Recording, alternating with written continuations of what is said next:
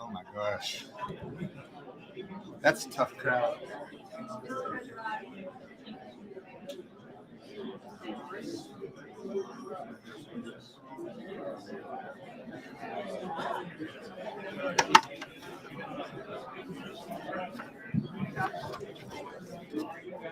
Hello, can I have your attention, please? Hello, can I have your attention, please? Good afternoon or good evening. My name is Nick Preservati, Deputy Secretary, West Virginia Department of Commerce and Director of the West Virginia Office of Energy. And I'd like to welcome everyone to the West Virginia Energy Tour and Forum. First and foremost, we have numerous visitors here from several states, legislators from North Carolina, Florida, South Carolina, et cetera. If we could just have them raise their hand or stand and be recognized, we'd like to thank them for coming and being with us today.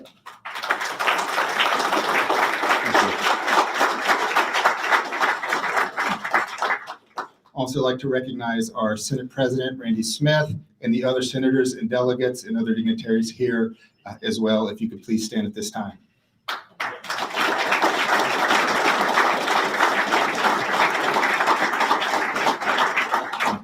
I'm very excited today to introduce our guest, our main attraction, Governor Morrisey. I know that there doesn't need to be much said that hasn't already been said about him, but the governor has been the truest champion for energy for the state of West Virginia, 2 times fighting the Clean Power Plan, fighting at the Supreme Court and winning on Chevron deference, which has tremendous repercussions that we still don't know the impact of. Passing House Bill 2014 during the legislature that is a monumental energy generation bill that's going to push West Virginia forward.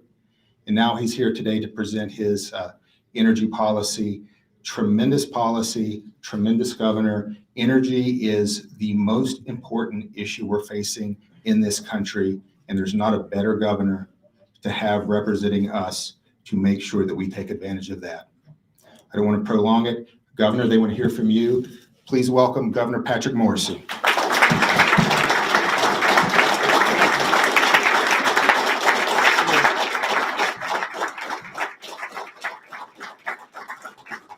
Can you guys hear me? my voice tends to project a little bit. I want to start out, Nick, thank you so much. I want to tell you, Nick plays an incredibly important role in my administration. And if you have issues relating to energy, make sure you get in to see him. We were talking before, but I talk to Nick probably, if not every day, every other day. And he's a critical part of this administration. And our focus on energy is one of the single most important things we can do to be successful as a state. But I'll be honest, I want to start out on a different note today. We had someone really important that we lost just this afternoon, and it bothers me to no end. We had a really good man, a person who was skilled at debate, who was sharp, and I think tried to show respect to so many people who he disagreed with. He had civil dialogue with people he disagreed with on the other side of the aisle. He went on college campuses. He cared about getting to the truth. And now he's dead. He was a friend. We can never let the situation here devolve where we accept what these people are trying to do. Violence is always wrong here, and we must continue our civil debate. But we also must not back down in the face of these people that try to shut us down. Charlie Kirk was a good man, and it's important that we remember him today. He was a friend, and all West Virginians should grieve of what happened. It's totally unacceptable. I didn't mean to start on that note, but that did bother me a lot today. But it also gets me fired up because some of the topics we're going to talk about, there's some that are going to wildly disagree. They're going to be people that say, well, that's not the way things have always been done. I hear that a lot, by the way, in Charleston, that a lot of people say, oh, you're doing things different than the way they've been done. Yes, we are. And we will. And we have to do that to lift ourselves up because West Virginia must aspire to be great. We can't accept being 50th in any of the rankings. The things we have to do have to lift up our standard of living to help make our people wealthier, stronger, healthier, better educated. That's what we're doing every day in the governor's office. And I know, before I get to the guts of my speech, when I thought about running for governor, I always believed very strongly in a couple key things.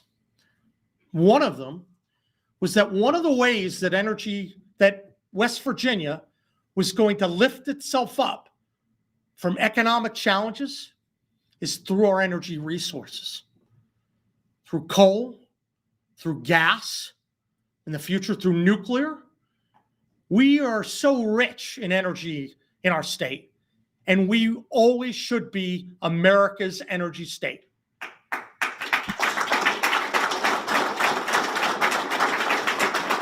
And that we should always be looking for ways to leverage our energy resources to drive that standard of living up and to make sure that we have generational wealth that gets passed on to the next set of West Virginians. More people coming into our state, higher workforce participation, and having people say, my God, look at West Virginia, America's energy powerhouse. And that is what's behind our 50 by 50 plan. A lot of people say it's ambitious. We're going to talk a little bit about that. We have to be ambitious. We have to be aggressive because we have to grow in the rankings and not accept being at the bottom. And I'm going to be challenging everyone in this room to try to work with us collaboratively to help us get to that better place. For West Virginia to truly be that shining state in the mountains that I've talked about for a long time. Now, for generations, West Virginia has been the backbone of U.S. energy. Our coal industry, it fueled the American Industrial Revolution, supplying steel mills, railroads, and factories that built modern infrastructure. It's been a cornerstone of electricity generation for a long time, ensuring affordable and reliable power for homes and for businesses. Our natural gas industry, it's rising. And it's also been a mainstay for domestic heating, manufacturing, LNG exports. It's playing a critical role in assuring America's energy security and energy independence. Energy is fundamental to our national security. Without it, no nation can thrive. We won't be able to sustain our economy or our military or a way of life without growing. And make no mistake about it, our adversaries are trying to do everything they can to get ahead of us from an energy perspective. China, Russia, and Iran, three of the largest energy producing nations on the planet, they're our biggest adversaries, and they're working and they're coordinating diplomatically, militarily, economically to weaken American influence and build their own global order. Russia has engaged in cyber attacks against U.S. energy infrastructure that have resulted in U.S. sanctions, banning imports of Russian crude oil, natural gas, and coal. Iran, my goodness, we could go on about them. They've launched ransomware attacks against U.S. infrastructure. And we all know what happened just a couple months ago with Iran when we launched missile strikes targeting their nuclear facilities. And then we get to China. In many ways, I think that's America's foremost competitor. China dominates critical mineral supply chains and has restricted access to many of these critical minerals. It's the world's second largest economy and the world's largest manufacturer when you look at everything that's come together. China is spitting out coal-fired power plants really rapidly. And it's working hard to gain a huge advantage in the AI and technology arms race that we know is so essential for our country's success. They want to have a huge advantage in AI and computing power and intelligence. And the way they do that is on the backs of their energy resources and their imports. China has invested massively in artificial intelligence, semiconductors, 5G, and quantum computing. They're positioning themselves to be a global leader in data centers and investing their technology to encourage the flow of critical data to China instead of the US. America is either going to find a way to dramatically increase its power production. This is why I talk about the 50 by 50 plan. We're going to have to do that, or China will eclipse our nation in a technological battle that will destroy our national security. We're not going to let that happen. And the stakes are very, very high. Over 100 years ago, America recognized the importance of energy. We knew that it was critical to support our energy industry and those who worked in it. Over the last several decades, though, a lot of people have stopped supporting a lot of the energy industry. Been a lot of crazy ideas that have come that have hurt America. We stopped supporting baseload energy, stopped supporting natural resource exploration, and quite frankly, undermined some of the industries that we rely on here in our state. I found that unacceptable as the Attorney General. I find it to be absolutely unacceptable as your governor. We're not going to turn our back on the very industries that power our country. We're going to stand strong for them. And we're not going to ignore the many vast natural resources that we have. They provide for our energy security. Now, when it comes to energy, West Virginia needs to be out in front and leading our country. We're the leading producer of metallurgical coal in our country. We're the second overall producer of coal, fifth largest producer of natural gas in our country. And we're the fourth largest producer. I always used to think we'd go back and forth, fourth and fifth, but fourth largest producer of total energy and the fourth largest per capita exporter of electricity in the country. But our state, through the executive and through the legislature, we now know we need a sound policy to really make additional progress, to take advantage of the moment that is upon us. We need to have a common policy to guide our development and use of our abundant natural resources. That's why today we're beginning this process announcing a framework for the first comprehensive energy policy in the state's history. Together, and I mean everyone, we want to get input from the legislature. We want to get input from the industry. We want to get input from consumers and all those affected, the manufacturers, people that rely on the important power that gets produced. We want to do that so that we can pursue a balanced energy mix fueled by West Virginia's natural resources.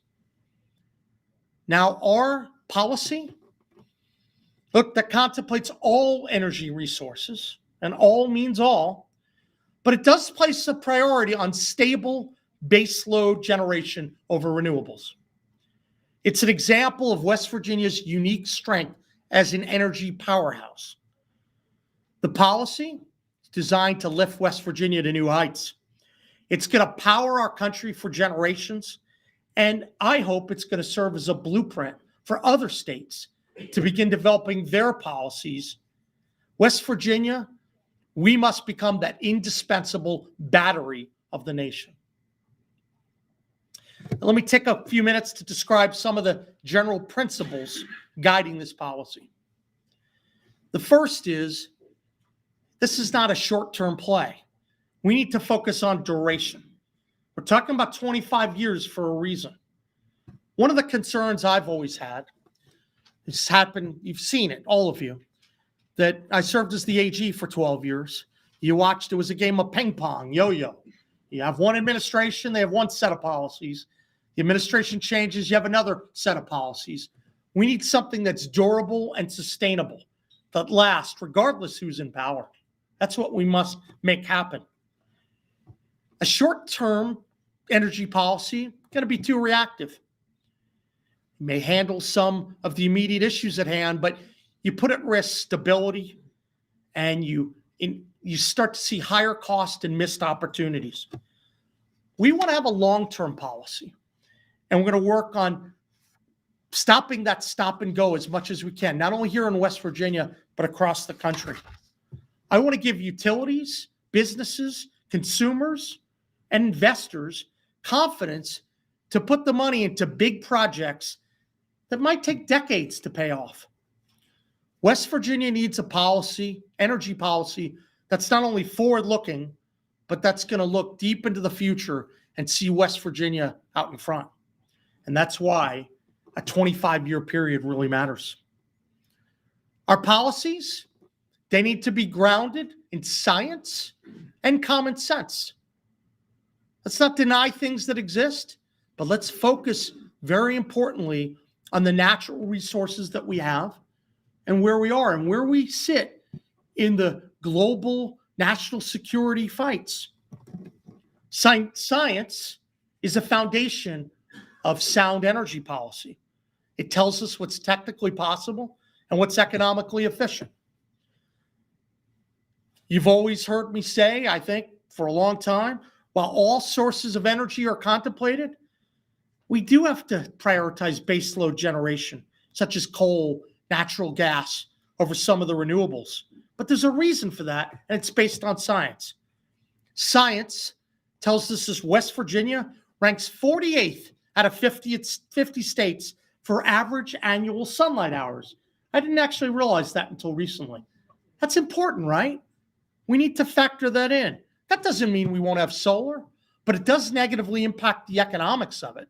We have to be cognizant of that. We also know that there's some limited flat land here in West Virginia. We have to make sure that we're analyzing the best use for that flat land so we can drive manufacturing, agriculture, data centers, and housing forward. I mention these things to show that you have to be very thoughtful about this and not just jump to the latest trend. Now, I think there is room for all forms of energy. And we need to grow the pie significantly if we're going to get to 50 gigawatts of energy by 2050. But we have to rely on where we're strong and build on those strengths. That's what we're doing. Another critical principle underlying our policy is location. For over a century, West Virginia has not only shipped our valuable natural resources out of state, it's also shipped a lot of the income, wealth, and economic development to other places. I'm trying to change that. You saw that in the data center bill that we did earlier this year. We have to monetize the incredible value of our energy resources and make sure we create more wealth at home. And I want to say this for everyone looking, it doesn't always get attention, but that data center bill, that microgrids bill we did, think about it from this perspective. You get a gigawatt, I'm in the broadband mode, I'm sorry. You get a gigawatt of energy, that could be worth 100 to 150 million of revenue between county and the state. Half of that money gets fed back in to eliminate the income tax.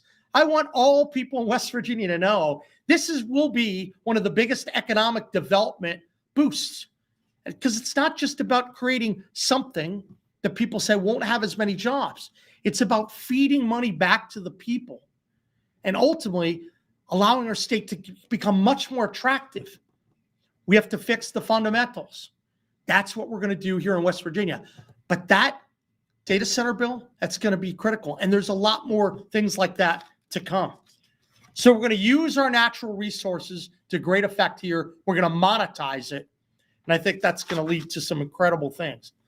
We want to be the first state to benefit from our own natural resources and power generation, not the last.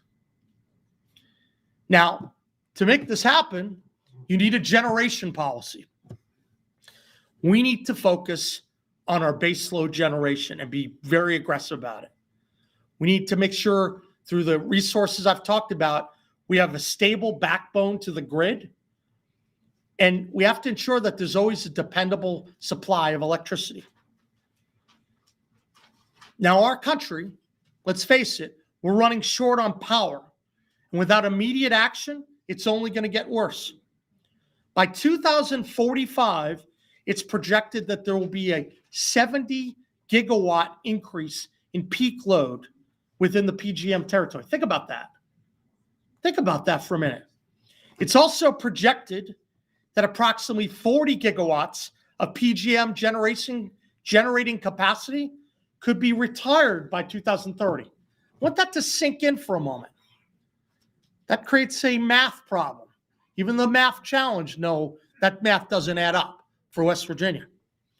Within the next 20 years, PJM will likely need 110 gigawatts of new generation capacity just to keep pace, right? You know this, Mary Beth, just to keep pace with demand growth and aging retirements. Currently, very few states within PJM can produce enough power to meet their own needs, let alone export it to other states. West Virginia is one of those states. And while West Virginia is a national leader in per capita electricity exports, we still lack the existing generation capacity to meet the future needs. That has to change. And that's why I'm pushing this 50 by 50 plan. Right now, West Virginia has approximately 15 gigawatts of generating capacity. We have to more than triple that by 2050. That means what I'm hoping to do is to persuade all of you and many in the legislature and future leaders and governors about the importance of sticking to this policy that we're going to try to develop. Is it ambitious? You betcha. It's going to be challenging. It's going to be very, very difficult, but we're going to overcome our naysayers. A lot of people out there will say, you know who they are. They're going to say this can't be done. We have no choice if we want to succeed in the modern economy. And just as our government did in World War II, I want all of us to think this is our patriotic duty to help ensure that we're growing that energy capacity and to help our country in the global fights that it has. Now, of course, in order to increase, we have to make sure we keep what we have. And that means a focus on existing generation to start. West Virginia has numerous coal plants that have powered our country for decades. We need those plants to remain operational. We need their power. We need to extend their reasonable, useful life, period. Right now, we're beginning to work with our utilities, our coal companies, the PSC, and the federal government to develop a plan to upgrade these plants. That's important. These upgrades are going to make them more efficient, more economical to run, and will ensure that they can continue to generate stable baseload power for decades to come. Second, we have to embrace new generation from our regulated utilities, as well as from independent power producers. We can't turn our back on our existing coal-fired power plants, and we're going to work with the federal government to pursue new coal-fired generation that's seemingly out of reach now, but with the right level of change and investment could eventually happen. But look, PJM needs that 110 gigawatts of new generation, and all that generation, let's be clear, it can't all be coal-fired. It must include natural gas. It must. It must include nuclear, and it must include all sources of baseload generation. I don't think I'm saying controversial things, but we all need to be focused on that. Next, we need to grow our supply chains. We're not going to be able to build out new generation. We know there are big challenges right now, and there are a lot of people afraid of investing. Some of that's beginning to change, but there's a shortage of transformers, of turbines, of switchgear and breakers. They're causing a delay in building out our power capacity. We not only need to be thinking about building new generation in West Virginia, we need to be the state that manufactures the new transformers and the turbines and the other needed infrastructure to help our state grow. Let's use West Virginia energy to drive a manufacturing renaissance in West Virginia and help our state grow. Now, this is a critical moment in West Virginia's development. The generation policy, I believe it can significantly raise our citizens' quality of life while lifting our state, to be a rightful place as a national energy leader. But it's going to be based on science and common sense. That's part of the reason why, in recent months, we've had a lot of meetings. We've met Department of Energy. We met with the national labs to help us model out new generational capacity. We need to create a lot of different scenarios of how the new generation should be developed, looking at factors such as changes in commodity prices, changes in generation technologies, changes in regulations, and quite frankly, changes in consumer demand. We need to be prepared for the rapid transformation of America's energy footprint. West Virginia, I think we're taking the right steps. We are pursuing data centers, and we're getting good response to that. But they're crying out for power, and we're going to give it to them. But we got a lot of work to do to make that happen. But we're going to be very aggressive. I'm going to keep working tirelessly, and our whole team will, to make sure that that happens. We need to ensure that the rapid innovation and demand doesn't outpace our ability to build and deliver power, and that we could provide our power without negatively impacting our consumers. That's critical. Recent months, we partnered with the Oak Ridge National Laboratory, a foundational leader in the development of the Manhattan Project. They're working with us, and we're gaining ideas about how to develop and bring in data centers. We're not only trying to incorporate science in our policy, we want to get the most technically sophisticated counsel from the energy laboratories to be ahead of all of our states that we touch. We must do this the right way. The next component of any policy is transmission, a transmission policy, generation, transmission. In electricity transmission policy, that's got to be the blueprint for how we're going to move power from one location to the next, where it's most needed. It's one of the most critical pieces. We have to anticipate strengths and weaknesses and make the system more resilient. We have to defend against cyber and physical attacks by diversifying power flow routes and anticipating growth and avoiding crises where demand outstrips energy. PJM states need our new generation, and our policy must ensure we get the proper transmission to get it to them. Doing it the right way, where West Virginia benefits, unlike some plans that did not put consumers first. Now, I want to stop here for a moment because I think it's important that people truly appreciate the place we're in now.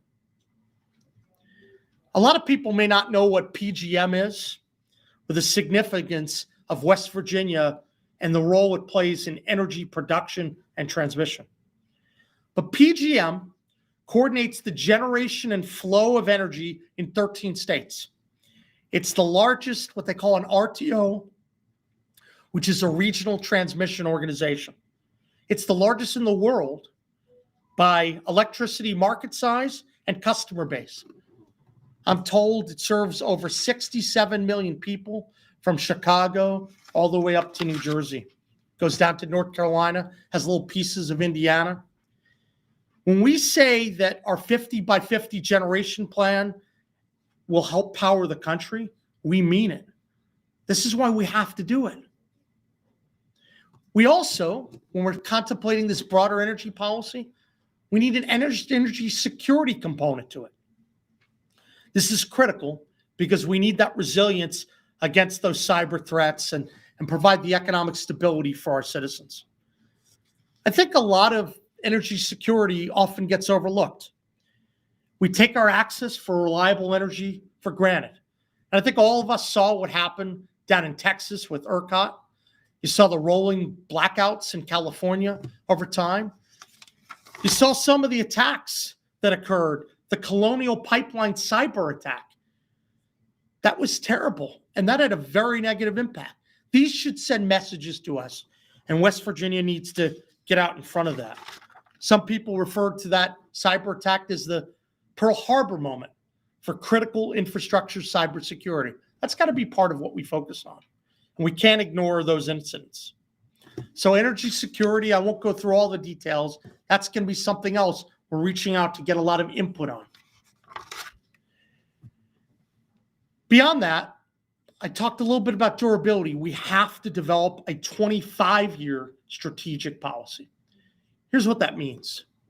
Strategic policy for coal, for gas, for nuclear, for geothermal, for all different forms of energy. And we have to then, that's how we get it through all these components to get up to 50. To get to our 50-50 target, though, we're going to have to leverage all of our energy resources and develop all of them to maximum potential. This should be what we're focusing on. That's why I tried to do that in the last session.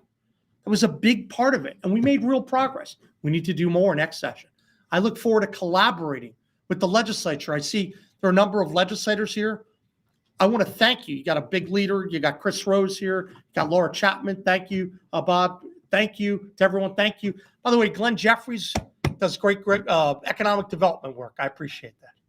You got Randy Smith. I saw him. Where's Randy? Where's Randy? I see this guy in the background. He's doing a nice job. He knows about energy resources. Do you not? Yeah, I know a little bit. A little bit. And I know there are a lot of people. I don't want to miss anyone. But, and we've got our great DEP secretary here, by the way. This guy's doing a great job. We kept 2 people, holdovers from the last administration. They're doing incredible work. I appreciate it. So thank you. Now, what we have here is a new approach. It's a new strategy. There are going to be people that attack us over it. So what? It's the correct thing to focus on. Are we right? We have to move also, though. This is an important point. We must move beyond the rivalry between different forms of energy. Can we not reach agreement on that? There's going to be a rising tide helping all of the energy resources, period.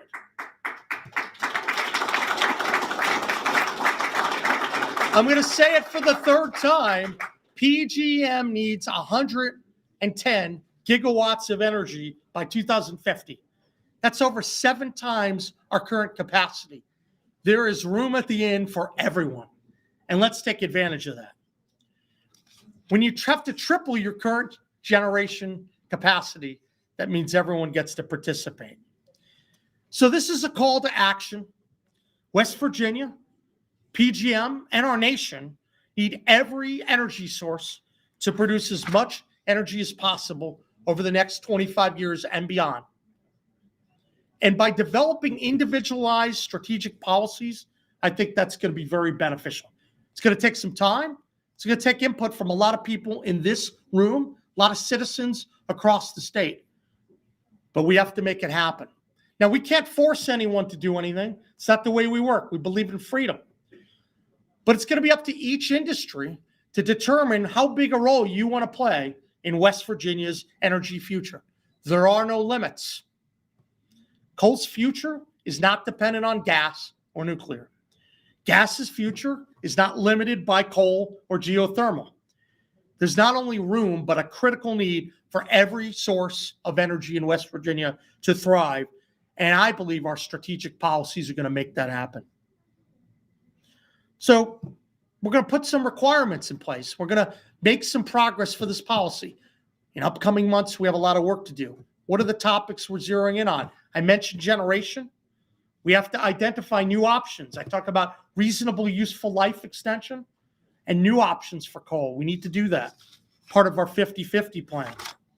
We always have to be looking to bring coal and gas online and extend the reasonable useful life of our existing facilities.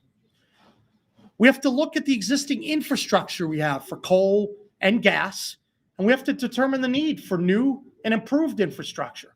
Some of that's going to take resources. There are opportunities on the state level and the federal level to make that happen. We also have to keep focusing on economic development. This is what we do 90% of our day. We try to run the government effectively, and then we focus on economic development. Don't let those naysayers convince you otherwise. We're doing that because we're beginning to fix the fundamentals that people didn't work on for many years. We're going to make that happen, and we will leverage energy resources like you've never seen before. For coal, what does that mean? Well, that may mean expanding new markets, exports to Asia, and create other markets, right, Chris? We need to do that. It also could mean more extraction of critical minerals. We're sitting on so much opportunity here in West Virginia. We're the envy of so many states. We can construct and build, utilizing our resources, carbon fiber, advanced polymers, advanced manufacturing of electrodes and semiconductors. For natural gas, unbelievable opportunity. Expanding the in-state market generation, home heating, new markets for gas as a transportation fuel, advanced manufacturing for nanomaterial, in-state fertilizer plants. I could go on and on. And nuclear, tell you what, that hasn't gotten as much focus, but there's a lot of opportunity there. We've had some conversations, and that's going to be critical. Now, that's a little bit of a longer timeline, but it needs to be part of our arsenal. It has to be. And I applaud the legislature for some of the things they've done to make nuclear a piece of the equation as well. Then we have to think more about site development. That was not really an important part of the economic development arsenal in recent years. It is now. And you see we're starting to really build in that area, providing grants for site selection and site development. Think site selection, think site development, think water, think sewer, think power, think so fiber, so many different things that are going to make sure that there is economic opportunity abound in our energy area. Workforce. We've talked about that before. We need to keep doubling down. I'm excited to work on new initiatives with the legislature next year. We announced we wanted to have certain pieces in place. Next year is going to be our year on workforce. We need to make progress on some of the things we've talked about this year. I'm going to challenge the legislature to make that happen. I think they'll want to, because I think they get it. Education, of course. We're only as good as our educational attainment rates, and we have to continually focus, whether it's third grade reading or seventh grade math, our STEM programs. That needs to be foundational for how we rise as a state. But we also have to be thinking about how we build on welding and HVAC and advanced manufacturing curriculum at the community colleges, geology curriculum. There's so much more we need to do. And the way we're going to do it is by having a dedicated executive branch working together with the public and all affected people, and a legislature that cares. I think that many people here, the folks here do, I know that. That matters. So we have to work with the legislature to identify unnecessary and ineffective laws and get the things out of the way that don't belong. Remember, one of our hallmarks I've talked about a lot is speed to build. We have to move fast. For those who knew me as AG, that was our motto, and we're going to be that way here again. And if you don't think that's happening, you need to let us know, and you need to let the governor know, because that is one of the mottos of our administration, speed. That's why we set up the one-stop shopping permitting plan, and that's right now being implemented. It takes some time to get dozens and dozens of agencies together. But think about it this way. When you have one person you go to, that permitting, what a difference that makes. Look at why we set up the data economy liaison for the data center bill. You go to one place for local and state issues. That's pretty powerful. And we can do it the right way. That's what's important. We also know we're going to continue to look at safety to protect our workers. We're going to always be cognizant of the environment for clean air and water. I think we all believe that. And once again, we're going to look at what needs to be put in that energy security component of the policy. Now, our comprehensive energy policy that we're going to work on with everyone in this room and others, it's not just about increasing gigawatts. It's about making electricity affordable, ensuring safe and reliable service, and providing local jobs. They're going to put food on the table and keep our children in state. We must increase the standard of living in West Virginia. This is our call. And I think it's a civic duty. And I mention civic duty because I do think that we could face an energy crisis if we don't act and seize the moment. An energy crisis that threatens our very way of life. If America cannot win the AI and the data center race against China, I think U.S. companies lose. Our country loses in the area of healthcare, the area of finance, the area of defense, logistics, so many different areas. If we don't meet the power demands of our future, we are in trouble, and it'll trickle down to the local level, local fire, the emergency management that we see locally. We have to make sure that we're addressing this core fundamental. It's a daunting challenge, but I think we're all up for it. And if we can put together and we can drive this 50 by 50 goal, quite frankly, I think we're not only signaling to our state, we're signaling to the nation and the world that West Virginia is back and we're willing to act. Now, I know there are people expressing doubt. We've talked about that. They say the challenge is too great. But I want to ask all of you, what do you think we should do? Should we stand by idly and do nothing? Or should we seize the moment and drive forward?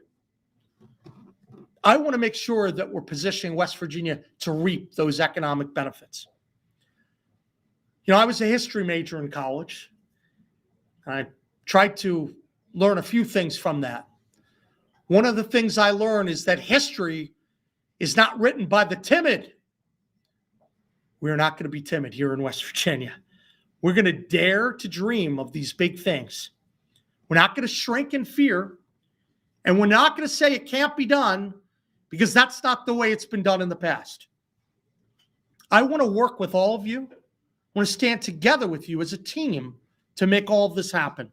But I need your help. We can't do it alone. We need your expertise on the technical side. We need the financing behind this. We need to make sure that the public understands the consequences of this. We must make West Virginia the energy powerhouse it's destined to be. I am very grateful you're here. My name is Patrick Morrisey. I thank you all for coming. Let West Virginia be America's energy state. Thank you and God bless.